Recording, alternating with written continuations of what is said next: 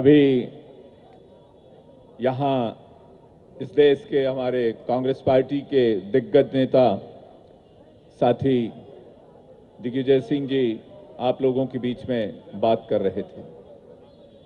मंच पर विराजमान थे साथी उत्तम कुमार रेड्डी जी, शब्बीर भाई, शोहेल भाई, फखरुद्दीन रेड्डी साहब, जीवन रेड्डी साहब और यहां उपस्थित कांग्रेस पार्टी के हमारे म्युनिसिपल कॉरपोरेशन के हैदराबाद के प्रत्याशी और खास करके जिनको मैंने अभी सुना, गौस साहब और उनके साथी और यहां आए हुए तमाम हजरात।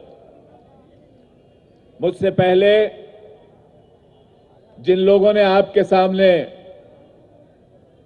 पूरा ब्यौरा दिया,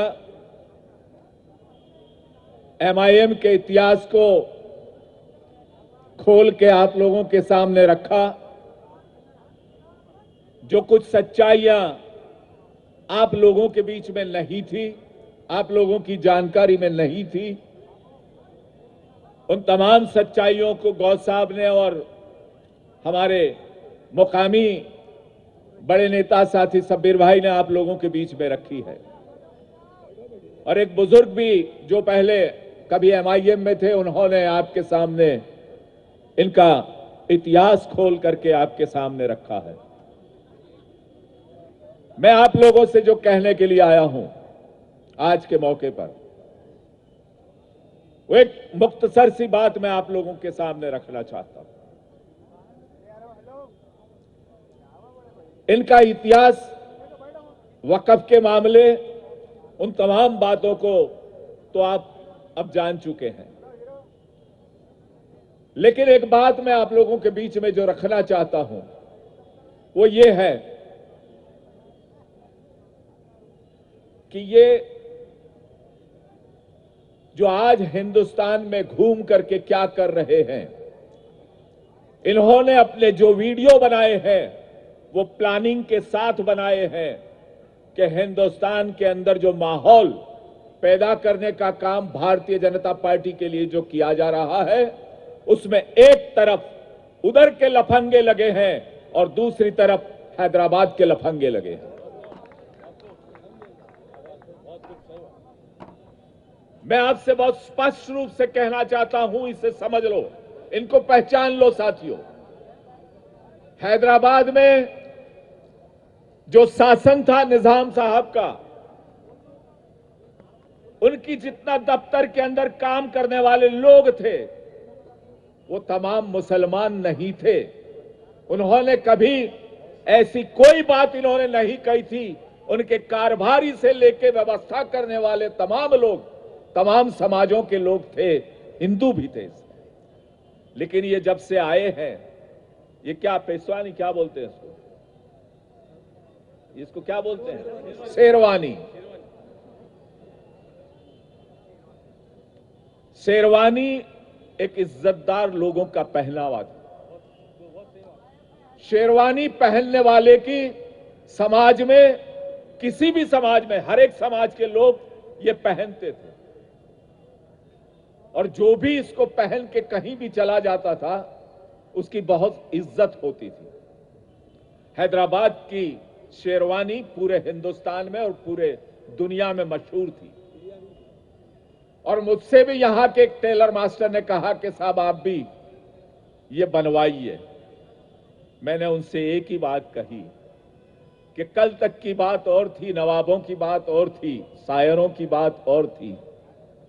आज तो ऐसे लोगों ने शेरवानी पहन ली है कि पूरे हिंदुस्तान की परेशानी बन गई है।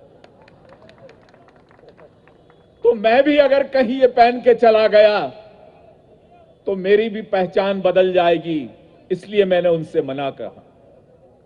साथियों, इस बात को समझ लो,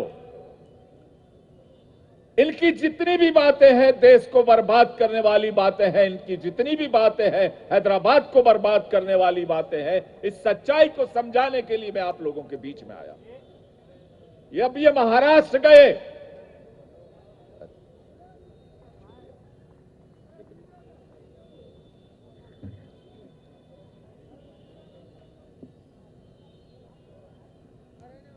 जब महाराष्ट्र गए तो इन्होंने चीख चीख कर मजहब की बातें की है, चीख चीख कर मुसलमानों के मसलों की बातें कही है। साथियों, इस्लाम हुर्रियत का मजहब नहीं है, इस्लाम दिल से है। और हुजूर सल्लल्लाहु अलैहि वसल्लम की बातों को अगर याद करें तो मैं समझता हूं कि इनको अगर मुसलमान कहना यह भी गुनाह है। ये इस्लाम के नुमाइंदे और इस्लाम के मानने वाले हो, ऐसा कभी नहीं हो सकता। गौस साहब की बात को जब मैंने सुना तो मुझे लगता है कि इनको मुसलमान कहना हमारी गलती। इनकी बातों को सुनो। 24 सीटों को, कांग्रेस पार्टी की 24 सीटों को हराने के लिए इन्होंने काम किया। और जब भारतीय जनता पार्टी की सरकार बनी तो मसले के ऊपर वोट देने के लिए उन्होंने बीजेपी का समर्थन किया, विरोध पक्ष के साथ, कांग्रेस के साथ नहीं रहे। यह इनका इतिहास है। लेकिन जब वहां पर इन्होंने देख लिया कि यह हो सकता है तो इन्होंने फिर फैसला किया कि हम कर्नाटक जाएंगे, बेंगलोर में जाएंगे। लेकिन बेंगलोर में ये परेशानी खड़ी नहीं कर सके। कॉरपोरेशन में एक भी सीट वहां के लोगों ने इनको नहीं दिया, क्योंकि वो सबसे ज्यादा इसलिए जानते हैं कि आपके बगल वाला स्टेट। उसके बाद इनको पैक्ट हुआ हमारी जानकारी के मुताबिक ये बिहार चले गए। बिहार में जाके कहने लगे कि हम 24 सीट लड़ाएंगे। लेकिन बिहार का हिंदू और मुसलमान दोनों सेक्युलर है और बिहार की पब्लिक पॉलिटिकली सबसे जागरूक है हिंदुस्तान में। उन्होंने कहा कि आइए हम मैदान में लड़ेंगे। जब इनको पता चला कि बिहार में हमारा कोई काम नहीं बन रहा तो उन्होंने फिर फैसला किया कि हम 6 सीट पे लड़ेंगे। और उसके बाद जब चुनाव शुरू हो गया तो 6 जगह पर फॉर्म भरने के बाद में सिर्फ एक जगह पर 15 दिन तक ये शेरवानी बैठी रही और वो सीट भी वो नहीं जीत पाए। हकीकत ये है कि जो इनको जान लेते हैं, पहचान लेते हैं, वो उनके साथ नहीं रहते। ये हकीकत है कि हैदराबाद के लोगों ने इनको बहुत समर्थन किया।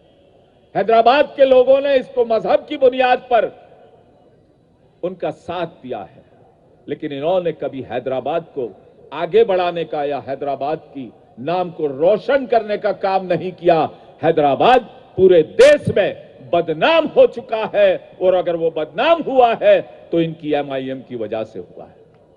आपको अगर इस बदनामी को मिटाना है तो हैदराबाद, ग्रेटर हैदराबाद के चुनाव में आपको अपना फैसला बदलना हो। यहां बैठने वाले सभी लोगों को इसके बारे में सोचना चाहिए। ये हमेशा ऐसे निवेदन, ऐसे स्टेटमेंट करते हैं जिसको लेकर देश में भाईचारे को टूटने का काम हो जाए। अभी अभी बोलते हैं बीफ खाना है तो हमें वोट दो। बीफ खाना है, तुम्हें बीफ की फिक्र है। लोगों के पेट में अनाज नहीं पहुंच रहा है। गरीब 2 वक्त की रोटी के लिए लड़ाई कर रहा है, उसकी तुम्हें चिंता नहीं है। तुम्हें चिंता है बीफ की, और वो इसलिए कि सामने भाजपा के वोट बढ़ जाएं। साथियों, इसको सोचो। इन्होंने कभी लोगों के लिए, आम लोगों के लिए कोई बात नहीं किया है। अगर इन्होंने, मेरे साथी ने कहा कि यहां एनकाउंटर हुआ, बनावटी फेक एनकाउंटर हुआ, निर्दोष लोगों को गोलियां मार दी गई, इन्होंने कभी यह नहीं सोचा कि जिन लोगों की बात लेकर, जिन लोगों की आवाज उठाने की बात कहकर हम चुनाव जीते हैं, उन लोगों की फेक एनकाउंटर हो जाए और वो खामोश रह गए। किससे समझौता? कैसा समझौता?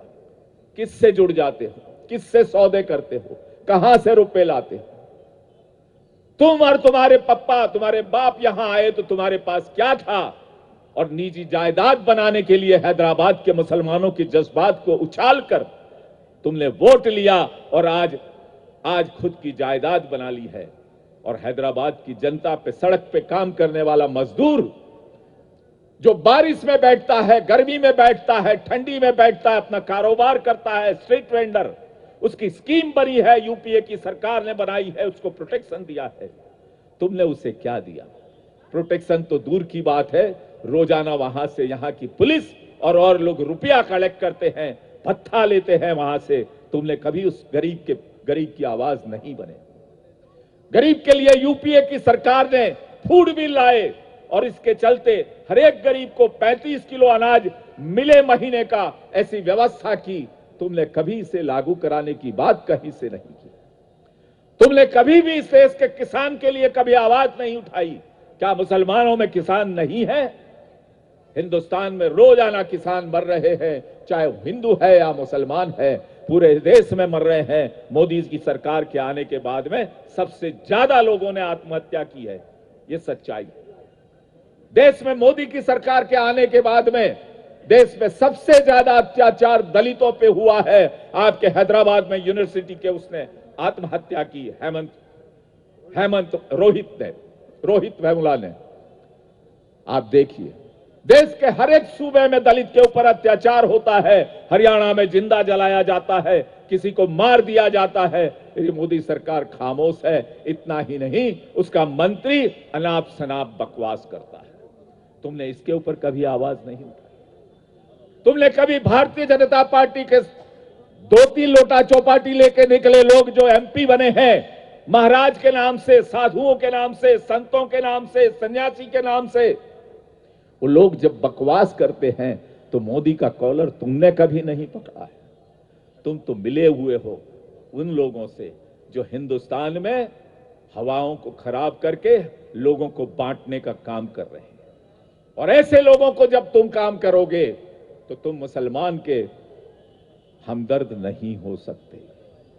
हिंदुस्तान में जिन लोगों ने हुकूमत की है वो ख्वाजा गरीब नवाज, कहने को फकीर, हर एक बादशाह वहां सर झुकाता है। तुमने तो लोगों की खिदमत की बात करके अपने आप को बादशाह बना लिया और आवाम को लूटने का काम किया। ये काम तुम्हारा है, तुम कभी नेता नहीं हो सकते। मैं कहने के लिए आया हूं, इस्लाम क्या है, सूफीज्म क्या है। सूफीज्म और इस्लाम हुर्रियत से नहीं है, दिल से है। और इसलिए मैं कहने के लिए आया हूं कि इनकी बातों के ऊपर आप तवज्जो न दें और आज आप यहां से फैसला करके जाएं कि 2 तारीख के चुनाव में आप लोग यहां से जाकर जो बातें आप लोगों के सामने हमारे लोगों ने रखी है, इस मंच से रखी है, उन तमाम बातों की चर्चा लोगों के बीच जाकर करें। यहां से जाने के बाद में 2 तारीख तक रोजाना एक ही काम होगा आप लोगों का। पहले अपने परिवार में इसकी बात करो कि इस बार वोट कांग्रेस को देना है। परिवार से बातचीत हो जाए तो जहां पान के गल्ले पर सिगरेट लेने जाओ, खाना खाने जाओ, कहीं भी जाओ, वहां भी इस बात की चर्चा होनी चाहिए। और उसके बाद में आप जहां भी पहुंचेंगे वहां पहुंच करके इस बात को लोगों के सामने रखो और ये कहो कि इस अब की बार कांग्रेस पार्टी को वोट देना है। म्युनिसिपल कॉर्पोरेशन पे आज अगर तुम 2 तारीख को कब्जा करते हो तो कल असेंबली में तुम्हारा कब्जा होगा और आने वाली 2019 में देश पर कब्जा होगा। यह मैं दावे के साथ कह सकता हूं और इसकी शुरुआत हैदराबाद से आप लोगों को करना है। तो साथियों, जिसका नेतृत्व सोनिया जी के हाथ में है, जिसका नेतृत्व राहुल जी के हाथ में है, ऐसे अच्छे लोगों के साथ आपने आपको जोड़ने की कोशिश करो और इसके साथ 2 तारीख का फैसला पंजे के हक में, कांग्रेस के हक में, कांग्रेस के उम्मीदवारों के हक में करें। इतनी अपील के साथ मैं आपसे इजाजत चाहूंगा। शुक्रिया, खुदा हाफिज।